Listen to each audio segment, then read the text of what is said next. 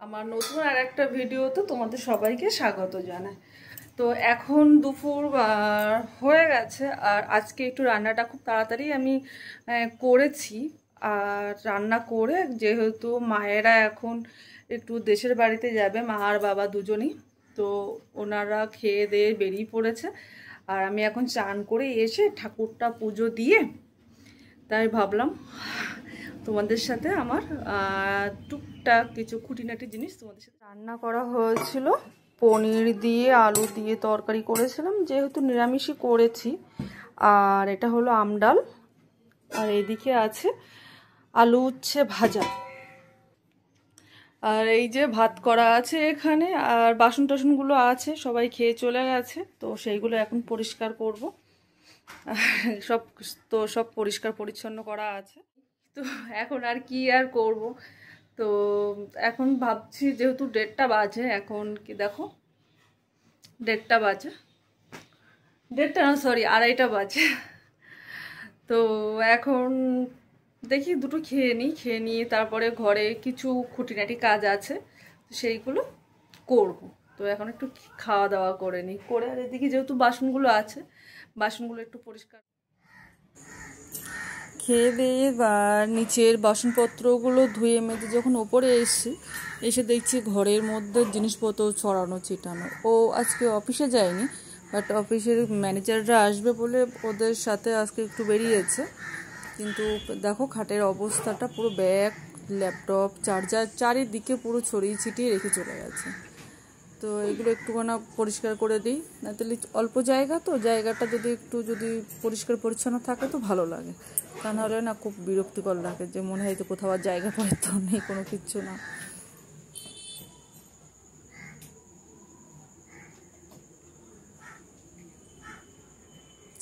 কাজ তুমি যতই করো না কেন, মনে হয় না যে কাজ তোমার শেষ হয়েছে। এটা করতে ওটা করতে সময় যে কোথা থেকে চলে যায় বোঝা বড় দায়।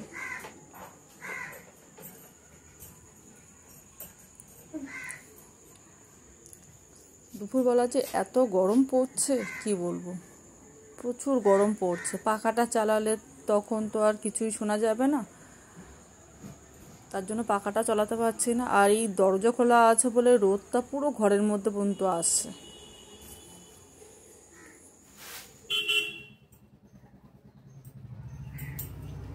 এই জামাটা না খুব ছোট হয়ে গেছে, সাইড দিয়ে অলরেডি সেলাই করা ছিল, তো এইটা এখন খুলবো বসে। একটা খুলে দেবো।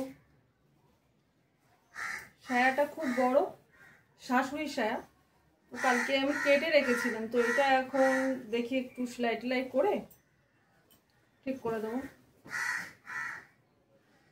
আর এটা হচ্ছে সাদা রুমাল, তো ভাবছি এইটার উপরে না কিছু একটা ডিজাইন করে ব্যবহার করবো। ভালো লাগছে, এটা একটু ডিজাইন করলে কিন্তু দেখতে বেশ ভালো লাগবে।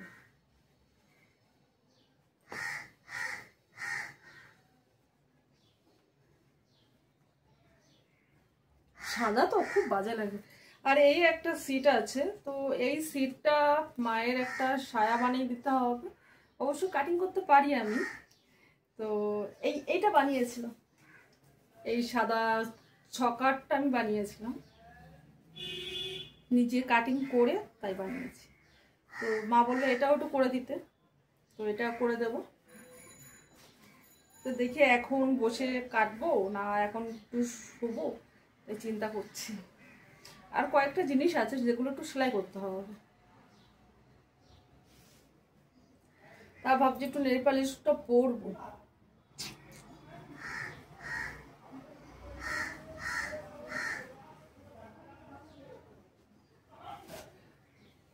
খুব গরম পড়েছে, পাখা চালালে আবার তো কিছু শোনাও যাবে না ঘোড়ার ডিম।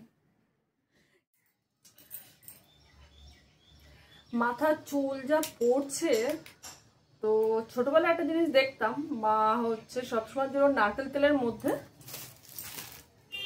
একটু মেথি আর একটুখানা করে কালো জিরে দিয়ে দিলে কি হয়, এটা আস্তে আস্তে যত ভিজবে মাথার চুল তত নাকি বেশ ভালো হয়, এই তেলটা রোজ ইউজ করলে। হয়তো এখন ডেলি রুটিন অনুযায়ী আমরা হয়তো রেগুলার হয়তো তেলটা হয়তো ইউজ করতে পারি না, বাট তাও ডেলি ইউজ করলে চুলটা নাকি ভালো হয়। ছোটোবেলায় যখন দেখতাম আমার মাথায় চুল এখন যতটা দেখা যাচ্ছে হালকা পাতলা, এতটা কিন্তু হালকা পাতলা ছিল না, অনেকটা। তো যাই হোক, তো খাঁটি নারকেল তেল বলতে এখন তো আর পাওয়া যাবে না। তো এই নিহার এই উত্তম এই নারকেল তেলটা আমি এর আগেও একবার ব্যবহার করেছি প্লেনভাবে। তো দেখলাম যে না, বেশ ভালোই হয়েছে। চুলটা আগের থেকে একটু ঝরা কমেছে, যেহেতু আমার একটু লম্বা লম্বা চুল, তো খুব বেশি লম্বা না, তাও যা লম্বা আছে তো উঠে গেলে একটু বাজে লাগে। তাই ভাবলাম তো মায়ের সেই টোটকাটা এখন একটু কাজে লাগায়, কি করব। তো আমি একটা কাজ করি, একটু মেথি, এই শিশিরটা আমি এনেছি, এইটার মধ্যে করে না রেখে দেবো। এটা সাধারণত তোমার একটা টমেটো সসের বোতল। তো কি করব, এটার ভেতরের মধ্যে এখন দিতে গেলে অনেক কষ্ট করতে হবে, বেশি কষ্ট না করাটাই ভালো।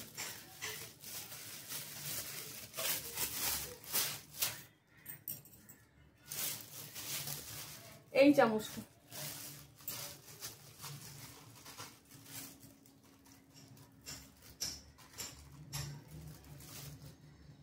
এই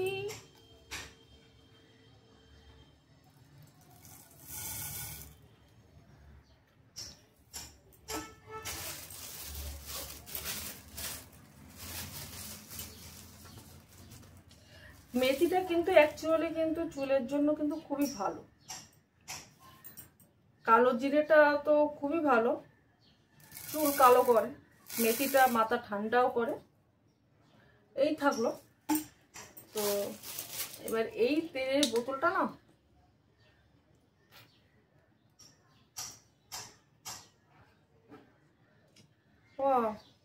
এটা তো অলরেডি তো আছে ফুটো করা।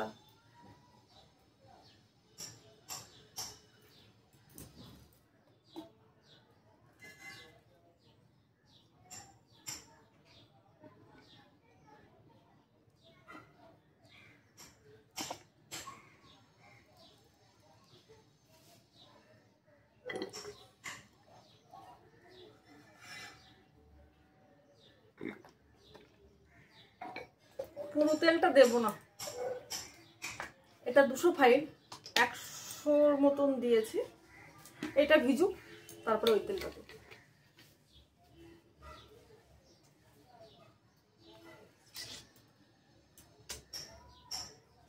যাতে চুলটা ভালো করে এসে তারপরে এখন ভাবলাম কি করব, একটু শুয়ে পড়ি। 3:30 বাজে, এদিকে টুকটাক কাজবাজগুলো করতে। আর এই যে আঙুলটা আমার কেটে গেছে না, খুব বিরক্তিকর লাগছে, কি আর করব। বাইরে ওয়েদারটা না খুব কি বলবো, ঝিমিয়ে এসছে, মনে হচ্ছে বৃষ্টি হতে পারে। কখন থেকে বৃষ্টি হবে কে জানে। এখন আর কি করব, খানিকক্ষণ বসে ঘুমিয়ে নিই, সন্ধেবেলা উঠবো, উঠে সন্ধেবেলা বাড়িতে পুজো টুজো দেবো। আর এখন আর কিছু করার নেই, কাজ কাম করা কমপ্লিট। ও হ্যাঁ, আর একটা জিনিস করেছিলাম, যেটা হচ্ছে এই বসে বসে কি করব, তাই একটু নেল পলিশ করলাম। এই নেল পলিশটা অনেকদিন আগে কিনেছিলাম, ভাবছিলাম মনে হচ্ছে শুকিয়ে গেছে, তো আজকে দেখলাম যে না, শুকায়নি। কিছুক্ষণ আগে অবধি মনে হচ্ছিল যে আকাশে বোধহয় বৃষ্টি হতে পারে, তো এখন ওয়েদারটা মনে হচ্ছে বৃষ্টি হবে না। এখন বিকেল 5:30 বাজে, পার্কটাও দেখছি খুলে গেছে, পার্কের ছেলেমেয়েরা বাচ্চারা সবাই চলে এসছে, খেলা করছে।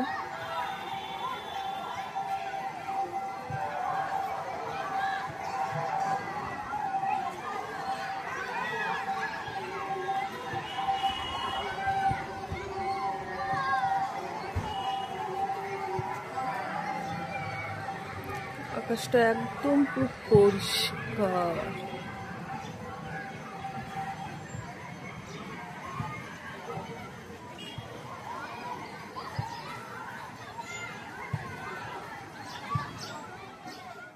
একটুখানি ঘুমিয়ে নিয়েছিলাম, তো এখন 5:30 বাজে, ঘর বাড়িটা একটু ঝাড় দিয়ে নেবো, একটু সন্ধ্যে দেবো। এখন মা বাড়িতে থাকলে মাই সন্ধ্যেটা দেয়, যেহেতু মা বাড়িতে নেই বলে এখন সেই দায়িত্বটা আমার, তার জন্য সন্ধ্যে দেবো। হাত মুখগুলো ধুয়ে এসে